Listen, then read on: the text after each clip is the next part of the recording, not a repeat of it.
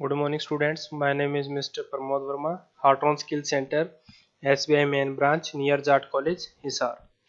तो students last time हमने discuss किया था कैश फ्लो और फंड फ्लो क्या होता है। ठीक है, तो कैश फ्लो की थ्योरी हम पढ़ चुके थे।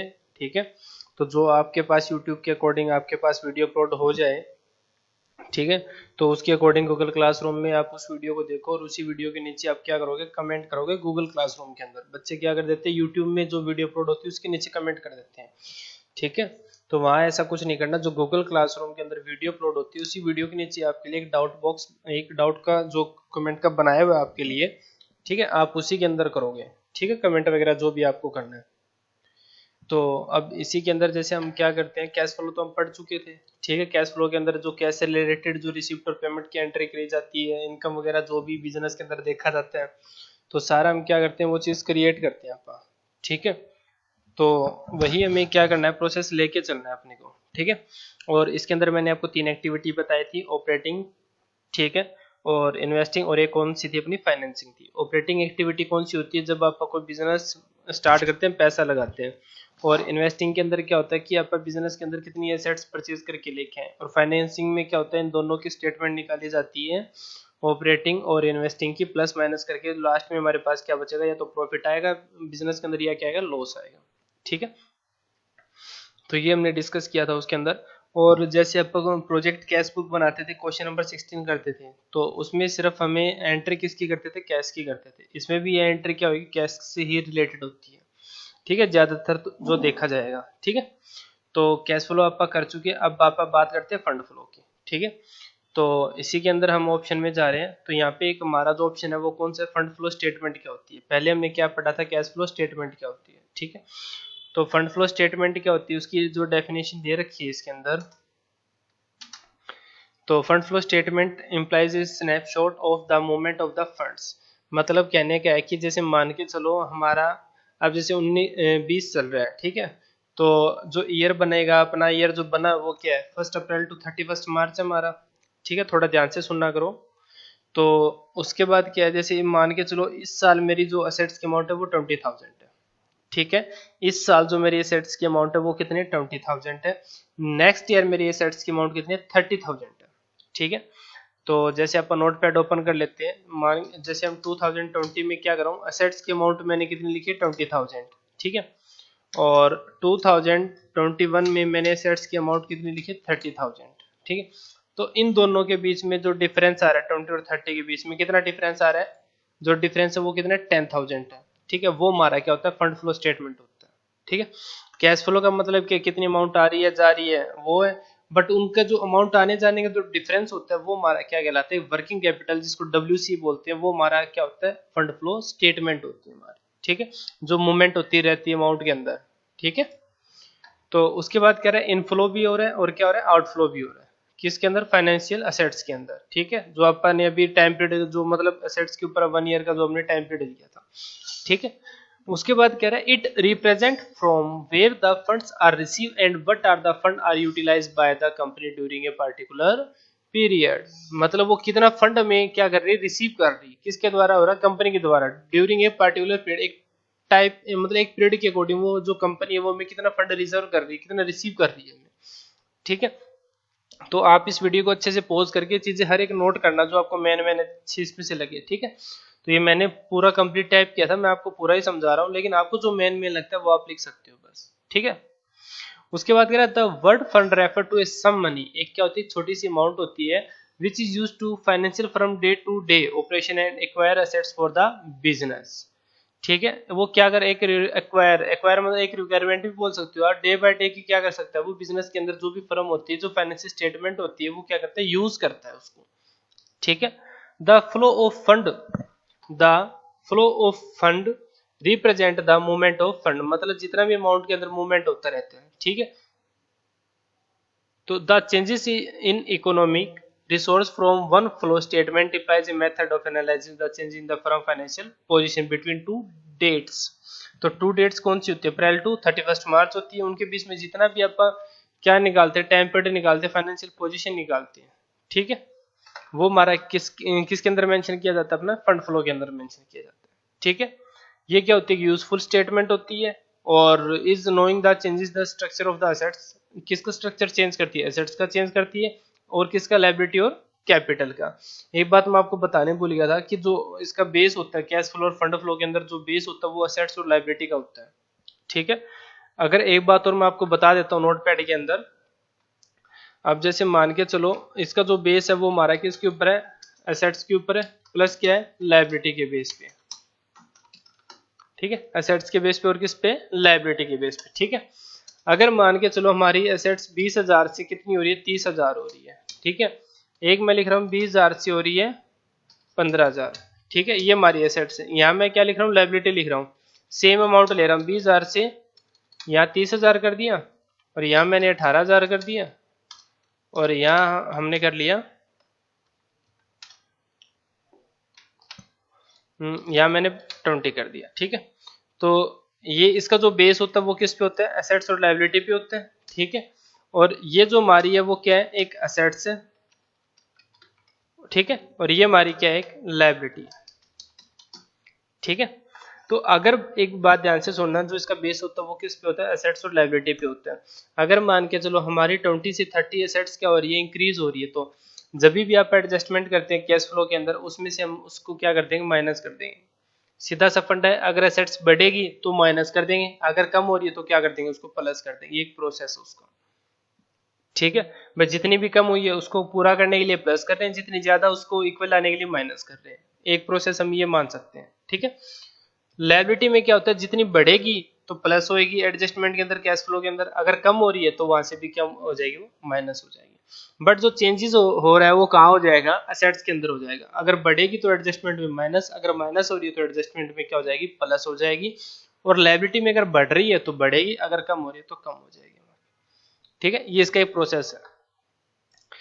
तो उसके बाद यहाँ पे क्या कह रहा है, एसेट्स वगैरह लायबिलिटी कैपिटल आ गया, बाकी आगे सारा सेम वही कह रहा है कि जो it show whether the sources of the fund consign with its applicable and the indicates at the accuracy of the firm of financial like the which is the prepared of the cash basis the fund flow statement is prepared on it, ठीक है।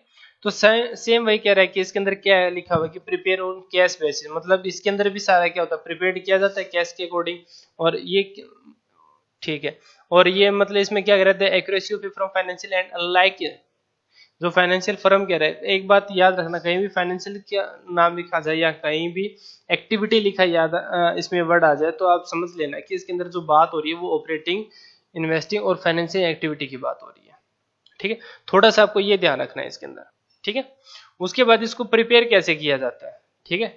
उसके बाद क्या, इसको prepare कैसे किया जाता है। तो स्टेप 1 क्या कह रहा है हमारा, जो अपना स्टेप 1 है वो कह रहा है preparation of statement of changes in working capital, statement of changes is summary that show that increase or decrease। for example जैसे अपन बात कर रहे थे कि जितनी भी हमारी एसेट्स अगर बढ़ रही है, इंक्रीज हो रही है, डिक्रीज हो रही है, तो वो हमारा क्या होता है, एक फंड फ्लो स्टेटमेंट होता है। मतलब इनके अंदर जो चेंज होता है वो हमारी क्या होती है, कैपिटल होती है। मतलब वर्किंग कैपिटल क्यों कह रहे हैं, क्योंकि वो चेंज होती जा रही है, वर्किंग कर रही है वो, ठीक है। उसके बाद कह रहा है कि the working capital of the firm increase, अगर वो firm increase if there and increase the current assets. अगर हम क्या कह रहा है कि अगर वर्किंग कैपिटल के according firm increase if there increase the current asset और डिक्रीज द करंट लायबिलिटी, तो इसमें क्या होता है, अपनी जो एसेट्स होती है वो इंक्रीज होती है, लायबिलिटी भी क्या होती है, इसमें डिक्रीज भी हो सकती है, ठीक है। However, the working capital of the firm decreases there the decrease in the current assets increase the current liability। तो जैसे अभी अपन ने बात करी कि अगर आपकी एसेट्स बढ़ रही है तो एडजस्टमेंट में क्या हो जाएगी, माइनस हो जाएगी, अगर माइनस हो रही है तो एडजस्टमेंट में क्या कर देगा, वो वहां पे उसको इंक्रीज कर देगा, ठीक है। अगर हमारी लायबिलिटी इंक्रीज होती है तो वो बढ़ा देगा, अगर कम हो रही है तो उसको क्या कर देगा, एडजस्टमेंट में डिक्रीज कर देगा, ठीक है। उसके बाद कह रहे हैं no change working capital realise from the debtor of bill receivable, तो payment made the creditor bill payable, तो बाद में जो अमाउंट बचती है, जो भी मतलब मान के चलो हमारा प्रॉफिट या जो भी लॉस जो भी हो रहा है वो एक बिल रिसीव के अकॉर्डिंग या तो बिल रिसीव हो जाएगा या आप उसकी क्या कर देंगे, क्रेडिटर को बिल पे कर देंगे। बट बिल जब तक पे नहीं होगा तब तक हमारे लिए एज ए वो क्या क्रिएट करेगा, बिल पेबल क्रिएट करेगा वो, ठीक है।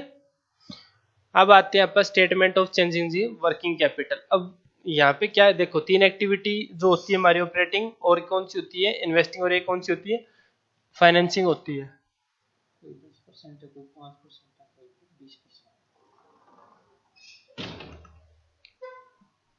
तो इसमें क्या कह रहा है, जैसे पार्टिकुलर हमारे ये प्रीवियस ईयर हमारे होते हैं, करंट ईयर भी चलता है और इंक्रीज डिक्रीज जितना भी अमाउंट के अंदर इंक्रीज और डिक्रीज हो रहा है, ठीक है।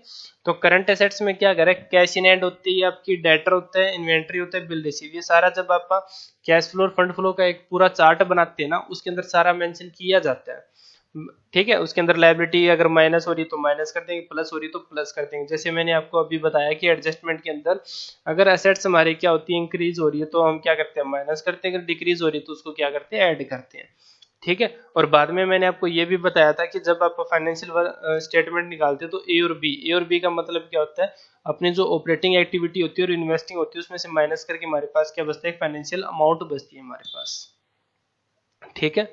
उसके बाद स्टेप 2 क्या होता है वो और देख लो, ठीक है।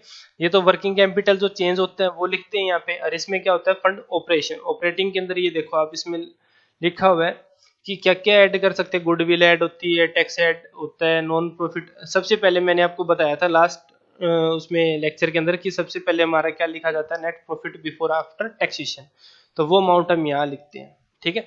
हाँ एक बात और आपको बतानी थी, अगर मान के चलो कोई अमाउंट माइनस हो रही है तो उसको हम क्या नहीं, हमें कैसे मेंशन करना है वो मैं आपको बता देता हूँ। अगर कोई माइनस की अमाउंट होती है तो उसको हमेशा ये नहीं लिखोगे आप माइनस में 2000, ठीक है। आपको लिखना कैसे है, ब्रैकेट में लिखना है माइनस की वैल्यू को, हमेशा याद रखना ये चीज। जब भी अगर आपको कोई कैश फ्लो फंड फ्लो बनाने के लिए गए तो जो माइनस की अमाउंट होती है उसको हमेशा ब्रैकेट में लिखो, और प्लस में लगाने की जरूरत है नहीं, निशान वो ऑलरेडी प्लस की मानी जाती है, ठीक है। ये याद हो रखना है इसमें, ठीक है। तो ये प्रोविजन फॉर टैक्स आता है, डिविडेंड, ये सारे इसमें ऑप्शन आते हैं। मैंने आपके लिए एक पिक्चर बनाई हुई है, एक चार्ट ही लगा लो एक तरफा, ठीक है। उसके बाद आता है फंड फ्लो स्टेटमेंट कैसी होती है, वो भी इसके अंदर है भाई। सोर्स ऑफ फंड क्या होता है, ये लिखा हुआ है, prepare fund flow statement after recognize the fund flow loss operation, जो भी देखो इसमें ऑपरेशनल का नाम दे दिया इसमें, ठीक है। तो नेट इंक्रीज डिक्रीज जो भी वर्किंग कैपिटल होती है। अब यहाँ पे इसमें क्या लिखा हुआ है, which will show the net increase और decrease in the working capital, मतलब कितना क्या इंक्रीज हो रहा है, कितना क्या डिक्रीज हो रहा है किसके अंदर, वर्किंग कैपिटल के अंदर, तो वो अमाउंट हम यहाँ पे मेंशन करते हैं जितना चेंज होता है, ठीक है। उसके बाद ये आगे बेसिकली जो एसेट्स वगैरह जो आगे लिख रहा है, आगे जो फाइनल हमारे पास क्या आता है कि difference between cash flow and fund flow, difference between cash flow and fund flow. तो इसके अंदर क्या कह रहा है, कंपैरिजन, मैंने जो चार्ट बनाया हुआ है आपके लिए, ठीक है, एग्जाम में क्वेश्चन भी आ जाता है कई बार, difference between cash flow and fund flow, ठीक है। तो सबसे पहले क्या कह रहा है, बेसिस ऑफ कंपैरिजन, उसके बाद कैश फ्लो की यहाँ जो भी है, और उसके बाद यहाँ फंड फ्लो के बारे में बताया हुआ है, ठीक है। पहले क्या लिखा हुआ है, मीनिंग लिखा हुआ है, ठीक है। तो मीनिंग में कैश फ्लो में क्या कर रहा है, एक cash flow statement is statement showing the inflow and outflow cash and cash equipment over A under a period, मतलब इसमें सिर्फ कैश और कैश आ हमारे पास कितना रहा है, जा कितना रहा है, ठीक है। जो कैश इसमें कैश रिलेटेड सारी एंट्री इसी में करी जाती है। फंड फ्लो के अंदर क्या कह रहे हैं, a fund flow statement is statement showing the changes the financial position of the entity in difference accounting year, मतलब जितना भी अमाउंट, जो भी अमाउंट होती है ईयर के अकॉर्डिंग, उसमें जितना भी चेंजेस होता है वो हमारा क्या होता है, सारा फंड फ्लो स्टेटमेंट होती है। उसके बाद इसमें क्या कह रहा है, पर्पज ऑफ प्रिपरेशन, मतलब इसको पर्पज क्या होता है बनाने का, प्रिपरेशन करने का। तो इसका मतलब क्या होता है, मतलब प्रोसेस क्या होता है इसको, कैश फ्लो को, तो show the reason for movement in the cash and beginning, मतलब स्टार्टिंग में हमारे पास कैश कितना था और लास्ट में हमारे पास कैश कितना बचा है अकाउंटिंग पीरियड के टाइम, मतलब अप्रैल में कैश इतना था और क्लोजिंग में हमारे पास इतना कैश बचा है, ठीक है। अब आते हैं जो पर्पज होता है फंड फ्लो को बनाने का, वो उसका प्रिपरेशन क्या होता है, तो show the reason for the changes in the financial position, मतलब जो भी अमाउंट के बीच में जो चेंज होता है, मतलब ऑपरेटिंग और इन्वेस्टिंग को लेके, तो लास्ट में हम कौन सी पोजीशन निकालते हैं, फाइनेंशियल पोजीशन निकालते हैं। तो उन दोनों के बीच का जो चेंज होता है वो हमारा क्या कहलाता है, year the current accounting year, मतलब जो हमारा नेक्स्ट ईयर का, जिसको आप क्या बोल सकते हैं, ओपनिंग स्टॉक बोल सकते हैं, ठीक है। उसके बाद उसका बेस क्या होता है, कैश बेसिस पे होता है, उसका क्या होता है, एक्रूअल, मतलब जो चेंज होता है अमाउंट। उसके बाद एनालाइज क्या होता है, शॉर्ट टर्म होता है, और उसका क्या होता है आपका लॉन्ग टर्म होता है, ठीक है। लॉन्ग टर्म प्लानिंग चलते हैं फाइनेंस का, इसमें शॉर्ट टर्म का कैश प्लानिंग चलता है। उसके बाद डिस्क्लोजेस में क्या होता है, इनफ्लो और आउटफ्लो दो ही चीज होती है, उसमें क्या होता है, सोर्स होता है किसी तरह फंड को एप्लीकेशन कमाने के थ्रू जो भी है। उसके बाद कहता है ओपनिंग एंड क्लोजिंग बैलेंस, तो contain opening and closing balance cash and cash equipment का होता है, इसमें किसी भी तरह से ना ओपनिंग होता ना क्लोजिंग होता।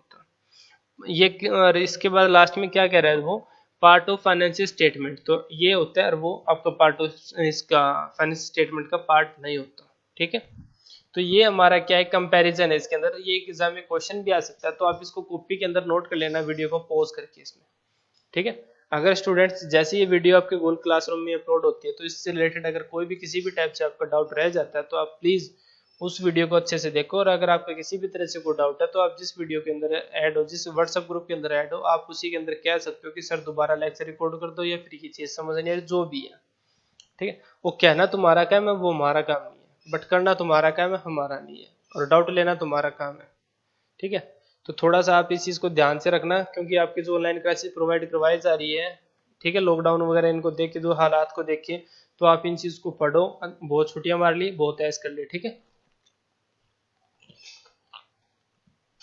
तो थोड़ा सा ध्यान में रखो इस चीज को। ठीक है, अगर किसी भी तरह से कोई डाउट होता है तो आप मेरे को बता देना, या तो आप जिस ग्रुप में ऐड उसमें कर दो, अदरवाइज उस वीडियो के नीचे आप कमेंट भी कर सकते हो। Okay students.